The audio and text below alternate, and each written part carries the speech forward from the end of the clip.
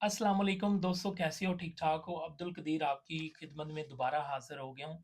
तो आज की जो वीडियो है वो है जापानीज़ वीज़ा के लिहाज़ से कि आप चाइना से जापान का विज़िट वीज़ा कैसे अप्लाई कर सकते हैं, उसकी रिक्वायरमेंट क्या-क्या हैं और कितने दिनों में आपको वीज़ा स्टैम्प होके मिल जाएगा, उसकी फ़ीस कितनी है, कौन से एजेंट्स के पास जाना है, व्हाटएवर जो भी जितनी भी रिक्वायरमेंट्स हैं वो इस वीडियो में जानिए। तो सबसे पहले बात करते हैं जापान के वीज़े की अहमियत के लिहाज से। अगर आपके पास जापान का वीज़ा होगा, तो आप यूएस और कनाडा में जब अप्लाई करेंगे, उस सूरत में आपके वीज़े के लिहाज से बहुत इम्पोर्टेंस आएगी। मीन्स आपको एक सपोर्ट मिलेगी आपकी ट्रैवल हिस्ट्री के लिहाज से। क्योंकि जापान का वीज़ा बहुत ही इम्पोर्टेंट है अगर आपने यूरोप या किसी दूसरे कंट्री में शिफ्ट होना है या उनका वीज़ा लेना है। तो चलें सबसे पहले बात करते हैं जापान के वीज़े के डॉक्यूमेंट्स के लिहाज से। तो सबसे पहले तो आपके पास आपका पाकिस्तानी पासपोर्ट होना चाहिए। अगर आप किसी दूसरे कंट्री से हैं, तो आपके पास वो पासपोर्ट होना चाहिए जो एट लीस्ट 6 मंथ्स की वैलिडिटी होनी चाहिए उसकी, ठीक है? नंबर 2 पे अगर आप चाइना में हैं तो चाइनीज़ वर्क परमिट और रेज़िडेंट परमिट आपके पास होना लाज़मी है। अगर आप स्टूडेंट हैं तो उस सूरत में भी आप अप्लाई कर सकते हैं जो कि स्टूडेंट वीज़ा की बेस पे होता है। तीसरे नंबर पे पुलिस रजिस्ट्रेशन जो कि बहुत ही इम्पोर्टेंट है, जहाँ पे आप रह रहे हैं, वहाँ से आप पुलिस रजिस्ट्रेशन ले सकते हैं। अगर आप स्टूडेंट हैं, तो आप यूनिवर्सिटी के अंदर से ही एक रजिस्ट्रेशन टाइप मीन्स बनवा सकते हैं डॉक्यूमेंट्स कि आप जापान के वीज़े के लिए अप्लाई कर रहे हैं और उसमें यूनिवर्सिटी आपको लिख के दे देगी कि ये हमारा स्टूडेंट है, इसमें कोई डाउट वाली कोई बात नहीं है, ठीक है? चौथे नंबर पे जो सबसे इम्पोर्टेंट बात आती है, वो है बैंक स्टेटमेंट के जापानीज़ वीज़े के लिए बैंक स्टेटमेंट कितनी चाहिए, आपके अकाउंट में कितने पैसे होने चाहिए। तो मैं आपको सजेस्ट करूँगा कि आपके अकाउंट में कम से कम भी 30,000 आरएमबी 30,000 आरएमबी आपके अकाउंट में एट लीस्ट 10 डेज़ के लिए पड़े हों, ठीक है? तो उस वो वाली स्टेटमेंट आप निकलवा लें। अगर हम पाकिस्तानी रुपीज़ में बात करें तो वो तकरीबन 11 से 12 लाख रुपए बनते हैं, ठीक है? उसके बाद आता है टैक्स रिकॉर्ड।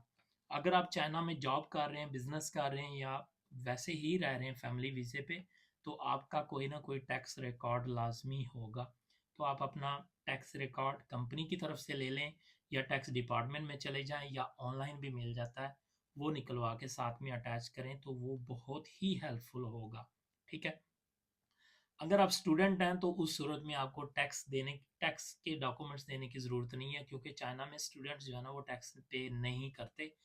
जबकि आप यूनिवर्सिटी से एक डॉक्यूमेंट ले सकते हैं कि आप चाइनीज़ गवर्नमेंट स्कॉलरशिप पे हैं या किसी और दूसरे स्कॉलरशिप पे इधर स्टडी कर रहे हैं। उसके बाद आपकी white background picture 4x4 passport size वो अटैच करें और इसके अलावा जो इम्पोर्टेंट थिंग है जापानीज़ वीज़े के लिहाज से वो है आपका एयर टिकट। एयर टिकट और होटल बुकिंग।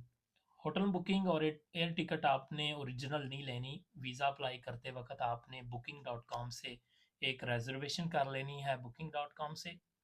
एयर टिकट के लिए आपने वीज़ा से पहले टिकट बुक नहीं करनी क्योंकि आपको नहीं पता कि आपका वीज़ा लगेगा या नहीं लगेगा। तो इस सूरत में आपने किसी एजेंट से कॉन्टैक्ट करके एक डमी टिकट बनवा लें, जिस डेट के अंदर आपने जाना है। फॉर इसके बाद आपको बताता चलूँ कि जापानीज़ विज़िट वीज़ा की जो फ़ीस है वो जस्ट 150 आरएमबी है, जो कि तकरीबन पाकिस्तानी बनते हैं 6000 से 7000 रुपीज़, ठीक है? जब आपका वीज़ा लग जाएगा तो ये वाले 150 रुपीज़ जो है ना वो रिटर्न हो जाएँगे, रिफंड हो जाएँगे। इसका मतलब है कि जापानीज़ विज़िट वीज़ा पाकिस्तानियों के लिए बिल्कुल फ्री है। दोस्तों आपके सारे डॉक्यूमेंट्स मुकम्मल हो गए, अब सबमिशन का टाइम आ गया है, ठीक है?